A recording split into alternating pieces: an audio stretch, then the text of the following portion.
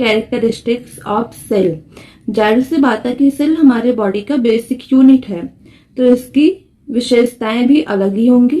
तो सबसे पहले हम पढ़ेंगे सेल शेप, सेल का आकार कैसा होता है। Cell shape depend upon the function it perform. तो सेल जैसा काम करेगा वैसा ही इसका फंक्शन होगा, मतलब कि सेल जैसा काम करेगा वैसा इसका शेप होगा। सबसे पहले आता है आरबीसी। आरबीसी का शेप कैसा होता है? Biconcave dish shape. देखो, अब समझ नहीं आ रहा होगा कि बाइकनकेव क्या होता है। कनकेव तो सुना होगा, या फिर केव तो सुना ही होगा। केव, ओनली केव। केव का क्या मतलब होता है? गुफा, है ना। तो बोल रहा है कि बाई कनकेव, बाई मतलब दो, केव मतलब गुफा, गुफा मतलब आओ, मेरी तरफ आओ, इधर। ये दोनों अंदर की तरफ होते हैं, ऐसे होते हैं। अब आप लोग बोलोगे कि हम तो ऐसे भी कर सकते थे। नहीं, हम ऐसा नहीं कर सकते। अगर ऐसी है बाइकनकेव इसका शेप है, तो ये क्या करेगा? सरफेस एरिया को क्या करेगा? इंक्रीज कर। आरबीसी का मेन काम क्या है? Transport of oxygen and carbon dioxide. आप लोग ने सुना होगा या फिर पढ़ा होगा कि हमारे बॉडी में कितने टाइप्स के ब्लड होते हैं? 3 टाइप्स के, WBC, RBC एंड प्लेटलेट। हमने आरबीसी की शेप को डिस्कस कर लिया, अब हम करेंगे किसके शेप को डिस्कस? WBC को। आरबीसी का शेप तो क्या था? Biconcave dish shape. लेकिन जो WBC है इसका शेप जो है इर्रेगुलर है। तो आप लोग पूछेंगे कि इर्रेगुलर क्यों है? उसमें तो बाइकनकेव था, तो उसमें काम क्या कर रहा था? वो सरफेस एरिया को इंक्रीज कर रहा था। लेकिन अगर हम WBC शेप को रेगुलर कर देंगे तो ये अपना काम ठीक से नहीं कर पाएगा, क्योंकि इसका काम है हमारी बॉडी को डिफेंस करना। ये क्या करता है? हमारे बॉडी को डिफेंस करता है। मतलब अगर हमारे बॉडी में कोई भी बैक्टीरिया जाती है जिससे हमें नुकसान होता है, तो ये क्या करता है? किल कर देता है। इसीलिए इसका जो शेप होता है फिक्स नहीं होता है, इर्रेगुलर होता है। मतलब कि ये कैसा भी हो, वक्त आने पर ये किसी भी फॉर्म में कन्वर्ट हो सकता है, इसमें या फिर इसमें। और ये काम कैसे करता है? जैसे कि मान लो ये ब्लड है, ये WBC है, और यहाँ पर कोई इन्फेक्टेड बैक्टीरिया, मतलब कोई बैक्टीरिया है जिससे हमें नुकसान होगा, तो ये क्या कर देगा? इसे अपने अंदर इनगल्फ कर लेगा, मतलब कि किल कर देगा, जिससे हम क्या रहेंगे? सेफ रहेंगे। इसीलिए इसका मेन फंक्शन क्या है? डिफेंस, हमारी बॉडी की क्या करना? रक्षा करना। जैसे सोल्जर करते हैं, बॉर्डर पर रहते हैं, हमारी रक्षा करते हैं, वैसे ये भी हमारे बॉडी की क्या करते हैं? सुरक्षा करते हैं। हम इसे क्या बोलते हैं? Soldier of our body.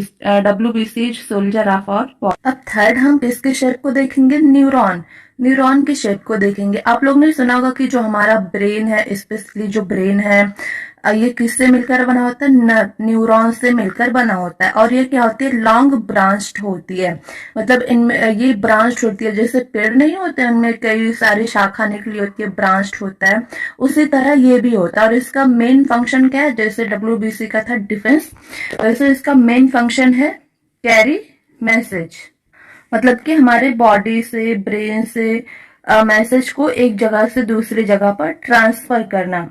Impulse हम उसे बोलते हैं जो हमारे एनवायरनमेंट में जो भी इवेंट होता है, हैपन होता है, और हमारे ब्रेन तक वो मैसेज पहुंचता है, हम उसे क्या बोलते हैं? इम्पल्स बोलते हैं। फॉर एग्जाम्पल, अगर आग लग जाती है कहीं पर, मतलब बहुत भयानक वाली आग, भयंकर वाली आग जो बुझे ना जल्दी, तो क्या मतलब हम देख के डर जाते हैं उसे कि अब क्या होगा। तो वो क्या है? आग क्या है? इम्पल्स है जो हमारे ब्रेन तक मैसेज पहुंच रहा है कि ये बहुत ही क्या है? डेंजरस है, हमें क्या कर सकती है? नुकसान पहुंचा सकती है। अब हम इसका शेप देखते हैं कि ब्रांच्ड होता कैसा है। ये देखो, जैसे लग रहा है कि पेड़, अगर हम देखें इधर ऐसे, तो क्या दिख रहा है? पेड़ की तरह लग रहा है। और ये क्या है? न्यूक्लियस है। न्यूक्लियस क्या होता है? सेल में पाया जाता है, जो क्या करता है? सेल को कंट्रोल करता है। और ये कितनी बड़ी होती है? कितनी लंबी होती है? 1 मीटर की होती है। मतलब सोचने वाली बात है, 1 मीटर। अब हम आगे क्या देखेंगे, सेल साइज। हमने सेल शेप तो देख लिया, डब्ल्यूबीसी का, आरबीसी का, न्यूरॉन का। अब हम आगे देखेंगे इसका साइज कैसा होता है, कितना बड़ा होता है। जैसा कि हमने सेल शेप में देखा था कि जैसा काम करेगा वैसे इसका शेप होगा, तो जो सेल साइज होती है वो भी इसके काम पर ही डिपेंड करती है। जैसा ये काम करेगा वैसा ही साइज होगी। तो हम देखेंगे कि सबसे छोटा सेल कौन सा होता है। हमें हमारे स्कूल में असेंबली में क्वेश्चन पूछे जाते हैं कि which is the smallest cell, तो हम बताते हैं कि स्मॉलेस्ट सेल होता कौन है। स्मॉलेस्ट सेल कौन होता है, बैक्टीरिया होती है, जिसका क्या नाम है, माइकोप्लाज्मा। और गैलीसेप्टिकम, सेप्टिकम को हम क्या बोलते हैं, पीपीएलओ। नॉर्मली कोई रेफरेंस बुक या फिर एनसीईआरटी में क्या लिखा होता है, पीपीएलओ, जिसकी साइज कितना है, 0.1 माइक्रोमीटर। कितनी होती है, 0.1 माइक्रोमीटर। और पीपीएलओ का फुल फॉर्म क्या है, आप लोग मुझे कमेंट करके बताइए। और अगर नहीं पता होगा तो मैं आपको कल नेक्स्ट लेक्चर में बताऊंगी। और आपको गूगल से सर्च नहीं करना है, आपको रियली में बताना है। और लॉन्गेस्ट सेल कौन सी होती है, न्यूरॉन। मैंने पहले ही बताया कि न्यूरॉन कितनी होती है, 1 मीटर। लॉन्ग क्या होती है, लॉन्ग होती है और ब्रांच्ड होती है। Longest cell of human body, neuron. और अगर हम लार्जेस्ट सेल की बात करें तो कौन सा सेल सबसे बड़ा होता है, ऑस्ट्रिच होता है। देखो लॉन्गेस्ट और लार्जेस्ट में डिफरेंस होता है। लॉन्गेस्ट में क्या है, डायमेंशन देखा जाता है, 1 मीटर। और लार्जेस्ट में हम उसका लेंथ और ब्रेथ, लंबाई और चौड़ाई दोनों देखते हैं। लेकिन जो लॉन्गेस्ट है उसमें बस हमने 1 मीटर देख लिया, हमने ये नहीं देखा कि कितना चौड़ा, उसकी ब्रेथ क्या है। इसीलिए लॉन्गेस्ट और लार्जेस्ट में लोग कंफ्यूज हो जाते हैं। लेकिन आप लोग को ध्यान में रखना है कि लॉन्गेस्ट अलग होता है और लार्जेस्ट अलग होता है। लॉन्गेस्ट में क्या आएगा, न्यूरॉन, जिसका लेंथ क्या है, 1 मीटर। और लार्जेस्ट में क्या आएगा, ऑस्ट्रिच एग, जिसका डायमेंशन क्या है, 14 सेंटीमीटर एंड 17 सेंटीमीटर।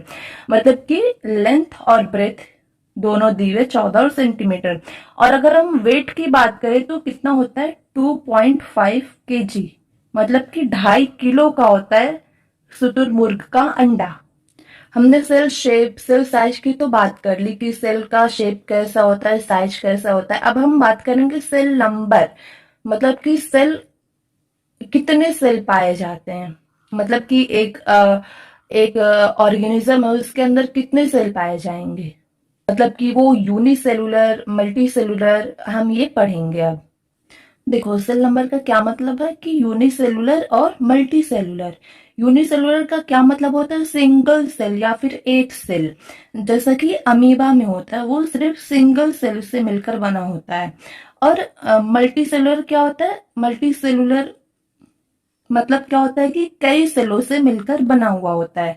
तो जो मैमल्स की बॉडी होती है, जैसा कि हम ह्यूमंस की और शेर वगैरह, लायंस, टाइगर, जो मैमल में आते हैं, वो उनकी बॉडी क्या होती है, मल्टी सेलुलर होती है। उनकी बॉडी क्योंकि कॉम्प्लेक्स होती है इसीलिए वो मल्टी सेलुलर कहलाती है। और जो मल्टी सेलुलर होती है उनकी बॉडी कॉम्प्लेक्स होती है। कॉम्प्लेक्स का मतलब कि जो मैमल्स होते हैं, जो ह्यूमन बीइंग्स होते हैं, उनके अंदर डिफरेंट डिफरेंट ऑर्गन होते हैं, हार्ट, ब्रेन, लंग्स, इंटेस्टाइन, ये सब होते हैं। तो इनको काम करने के लिए बहुत ढेर सारे अलग अलग सेलों की जरूरत होती है। लेकिन जो अमीबा होता है इनमें एक ही सेल होता है और जो सभी फंक्शन होते हैं वो एक ही सेल कर देता है। ऐसा नहीं कि उनके अंदर कोई फंक्शन नहीं होता जब वो एक ही सेल से मिलकर बना होता है। नहीं, उनके अंदर भी सारे फंक्शंस होते हैं जैसा कि हमारे अंदर होते हैं। लेकिन उनकी बॉडी क्या कॉम्प्लेक्स नहीं है, इसीलिए एक ही सेल सारा काम कर देता है। और हमारी बॉडी क्या कॉम्प्लेक्स है, बहुत ही कॉम्प्लेक्स है। इसीलिए हमारी जो बॉडी होती मल्टी सेलुलर होती है, बहुत ढेर सारे डिफरेंट डिफरेंट सेलों से मिलकर बनी हुई होती है। समझ में आई बात। और सबसे इम्पोर्टेंट बात यह कि जो ऑर्गेनिज्म की साइज होती है वो सेल नंबर पर डिपेंड करती है। इसका क्या मतलब है कि ऑर्गेनिज्म की साइज सेल नंबर पर डिपेंड करती है। मतलब ये कि जितनी बड़ी ऑर्गेनिज्म की साइज होगी उतना ज्यादा सेल नंबर होगा। जैसे कि हम हाथी, एलिफेंट और रैट में कंपेयर कर लें, तो एनिमल की साइज इतनी बड़ी है और रैट की साइज इतनी छोटी है, तो जाहिर सी बात है कि रैट में कम सेल होंगे और जो एलिफेंट है उसमें ज्यादा सेल होंगे। बात वो अलग है कि वो दोनों फंक्शन सेम करेंगे, लेकिन जो सेल नंबर होगा वो अलग अलग होगा, क्योंकि इन उनकी जो साइज है वो भी क्या है, डिफरेंट है। अब आगे का जो पोर्शन है, टॉपिक है, वो हम नेक्स्ट लेक्चर में कवर करेंगे। और मुझे उम्मीद है कि आप लोग को समझ में आ रहा होगा। अगर ना आए तो कमेंट बॉक्स में कमेंट जरूर करें।